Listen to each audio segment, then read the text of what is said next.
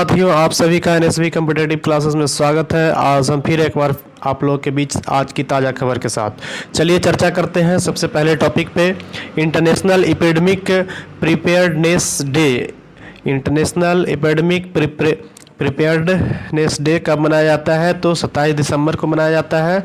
आगे बात करते हैं कि यह महामारी तैयारी दिवस के बारे में कि अंतर्राष्ट्रीय महामारी तैयारी दिवस 27 दिसंबर को मनाया जाता है। प्रत्येक वर्ष 27 दिसंबर को दुनिया एकजुट होकर अंतर्राष्ट्रीय महामारी तैयारी दिवस मनाती है। यह महत्वपूर्ण दिन संक्रामक रोगों के वर्तमान खतरे और उनके निपटने के लिए सक्रिय उपायों के लिए महत्वपूर्ण आवश्यकता के लिए यह याद दिलाया जाता है।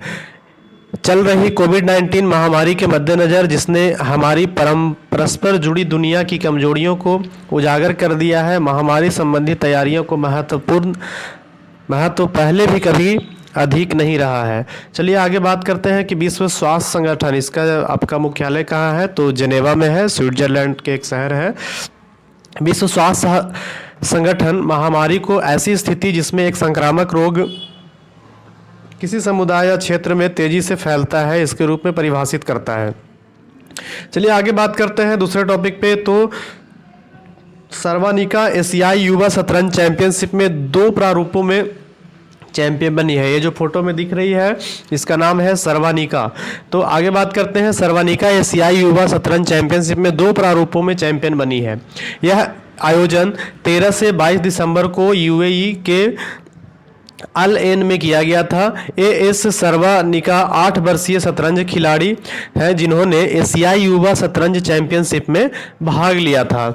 आगे बात करते हैं, सर्वानिका चैंपियंस के 2 प्रारूप में चैंपियन बनी है और उन्होंने अंडर 8 रैपिड और रिल्स श्रेणी में स्वर्ण पदक हासिल किया है। ये जो आपको दिख रहा है हेमंत मुदप्पा है, जो मोटरसाइकिल ड्रैग रेसिंग के तीसरे और अंतिम दौर में राष्ट्रीय रिकॉर्ड बनाया है। चलिए इसके बारे में भी चर्चा करते हैं। तो मंत्रा रेसिंग के Hemant Mudappa MMSC FMSCI Indian national motorcycle drag racing championship के दोनों शीर्ष 2 वर्गों में जीतकर राष्ट्रीय चैंपियनशिप जीत ली है। यह दर्ज की गई जीत मुदप्पा को 9 बार का भारतीय राष्ट्रीय ड्रैग चैंपियनशिप बनाती है, जिसने प्रीमियम सुपर स्पोर्ट्स 1051 सीसी श्रेणी में अपना लगातार 5वीं राष्ट्रीय खिताब हासिल किया है और 851 से 1050 सीसी वर्ग में भी राष्ट्रीय खिताब हासिल किया है। उन्होंने MMSC FMSCI Indian national motorcycle drag racing championship के तीसरे और अंतिम दौर में भाग लिया है। ये जो आपको दिख रहा है व्यक्ति, यह है हमारे खेल मंत्री और संचार मंत्री अनुराग ठाकुर। ये कैबिनेट मंत्री हैं अनुराग सिंह ठाकुर। मेरा भारत अभियान शुरू किया है। तो केंद्रीय सूचना और प्रसारण मंत्री अनुराग सिंह ठाकुर ने हाल ही में मेरा भारत अभियान के शुभारंभ के बाद युवाओं को संबोधित किया और वैश्विक मंच पर भारत की उल्लेखनीय प्रगति पर भी विश्वास व्यक्त किया है। उन्होंने विभिन्न क्षेत्रों में हुई महत्वपूर्ण प्रगति पर जोर दिया है और सफलता का श्रेय सरकार की पहल को दिया है। यह लेख भारत के विकास पथ को प्रदर्शित करते हुए मंत्री ठाकुर द्वारा उजागर किए गए प्रमुख बिंदुओं पर प्रकाश डालता है। आगे बात करते हैं, मंत्री ठाकुर ने भारत के एक वैश्विक केंद्र बिंदु के रूप में विकास को रेखांकित किया है, जहां दुनिया इसकी प्रगति को करीब से देख रही है। चलिए बात करते हैं, संतोष झा आपको दिख रहे हैं। तो ये संतोष झा श्रीलंका में भारत के नए राजदूत के रूप में नियुक्त हुए हैं।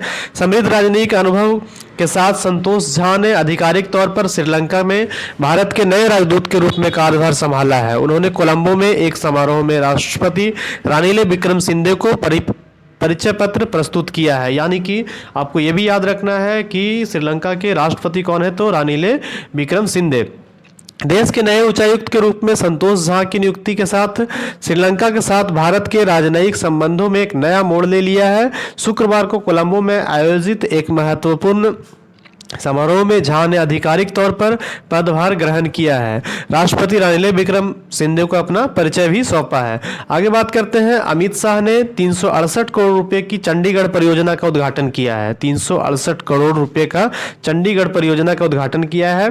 चंडीगढ़ के लिए एक बड़े विकास में केंद्रीय गृह मंत्री अमित शाह ने 368 करोड़ रुपए की 9 परियोजनाओं का उद्घाटन किया और 32 करोड़ रुपए की 3 महत्वाकांक्षी परियोजनाओं का भी नींव रखा है।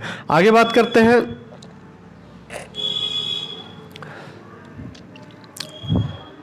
ये देखिए पीएम मोदी ने अमृत भारत एक्सप्रेस को हरी झंडी दिखाई है। देखने से ही लग रहा है कि अमृत है ना। तो अमृत भारत, इसको झंडी दिखाने वाले कौन है, व्यक्ति कौन है, अमृत भारत एक्सप्रेस का पीएम मोदी। तो भारत के रेल नेटवर्क का विकास जारी है। हाल ही में अमृत भारत ट्रेन का अनावरण श्री प्रधानमंत्री नरेंद्र मोदी के द्वारा किया गया।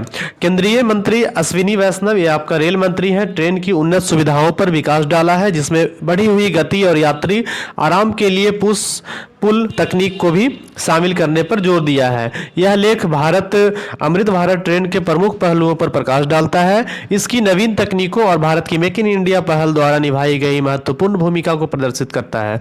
आगे बात करते हैं, योगेश चौधरी दीपांकर मेक यानी कि Shillong arm fight all India championship 2023 में जीत हासिल किया है। कौन जीत हासिल किया है, योगेश चौधरी और दीपांकर मेक। चलिए दोनों देखिए अपना कप लेकर के खड़ा है, तो देखते हैं यहाँ पे इसके बारे में और भी। तो पुरुष, महिला और दिव्यांग समेत कई श्रेणियों में पुरस्कार दिए गए हैं। तो पुरुष वर्ग में दीपांकर मेक विजेता बने हैं और अन्य उल्लेखनीय दावेदार मेघालय के जैक्सन लिंगदोह और एक्सियन रॉयल माइलियन उमलोंग थे, जिन्होंने क्रमशः दूसरा और तीसरा स्थान हासिल किया है।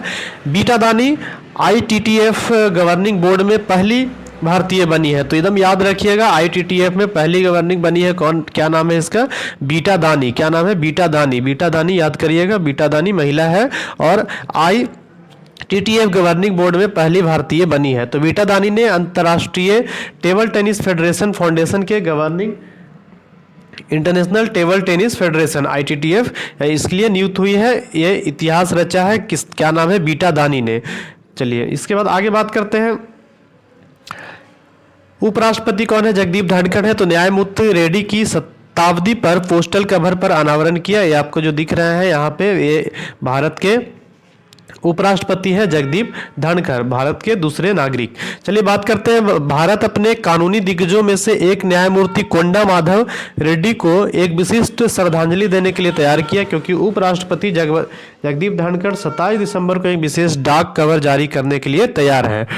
आगे बात करते हैं, उन्नत स्वास्थ्य समाधान के लिए स्वास्थ्य मंत्री मेडटेक मित्र का अनावरण किया है। तो स्वास्थ्य मंत्री द्वारा क्या किया, स्वास्थ्य मंत्री है कौन, तो मनसुख मंडाविया है स्वास्थ्य मंत्री। और तो आगे बात करते हैं, एक वर्चुअल लॉन्च समारोह में केंद्रीय स्वास्थ्य और परिवार कल्याण और रसायन और उर्वरक मंत्री, याद रखिएगा रसायन और उर्वरक मंत्री भी है, तो रसायन उर्वरक मंत्री भी याद रखिए, साथ साथ केंद्रीय स्वास्थ्य एवं परिवार कल्याण मंत्री मनसुख मंडाविया। मनसुख रहेगा तो परिवार स्वास्थ्य सब सुख रहेगा, अच्छा रहेगा।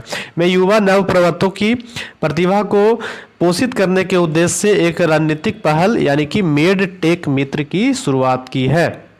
आगे बात करते हैं, मध्य प्रदेश के मुख्यमंत्री मोहन यादव, इन्होंने घोषणा किया है कि राज्य हर साल 25 दिसंबर को तबला दिवस मनाएगा, यानी कि 25 दिसंबर को तबला दिवस मनाएगा।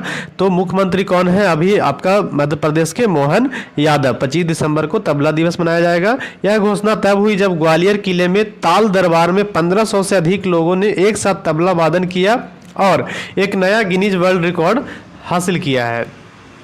तो यादव के अनुसार इस दिन को तबला दिवस के रूप में मनाने का निर्णय इस कार्यक्रम को यादगार बनाने और ग्वालियर और संगीत के बीच ऐतिहासिक संबंध को जश्न मनाने के लिए किया है। ग्वालियर भारत में अपनी समृद्ध संगीत विरासत के लिए पहचाना जाता है। आगे बात करते हैं, हरियाणा राज्य में drone imaging and information system of Haryana limited नामक एक पहल शुरू किया गया है। तो हरियाणा राज्य सरकार ने drone imaging and information system of Haryana limited नामक एक पहल शुरू किया है। तो इसके माध्यम से दृश्य यानी कि भूमि मानचित्रण, कृषि को बढ़ावा देने और अपराध निगरानी में सहायता जैसे विभिन्न क्षेत्रों में ड्रोन प्रौद्योगिकी की क्षमता की खोज करने के लिए तैयार है। मुख्य सचिव संजीव कौशल की अध्यक्षता में हाल ही में हुई बोर्ड बैठक में इस पहल की चर्चा हुई और तानसेन महोत्सव में सबसे बड़े तबला समूह के साथ ग्वालियर का गिनीज रिकॉर्ड, ये कितना ज़्यादा तबला लेकर के लोग बैठे हुए हैं और यहाँ पे 1500 तबला वादक हाल ही में ग्वालियर किले में कर्ण महल में एकत्रित हुए और गिनीज वर्ल्ड रिकॉर्ड स्थापित किया है। आगे बात करते हैं, सोनी स्पोर्ट्स यानी कार्तिक आर्यन को फुटबॉल का ब्रांड एम्बेसडर बनाया गया है। कार्तिक आर्यन ये एक्टर हैं और इनको फुटबॉल का ब्रांड एम्बेसडर बना है तो सोनी स्पोर्ट्स नेटवर्क ने बॉलीवुड हार्ट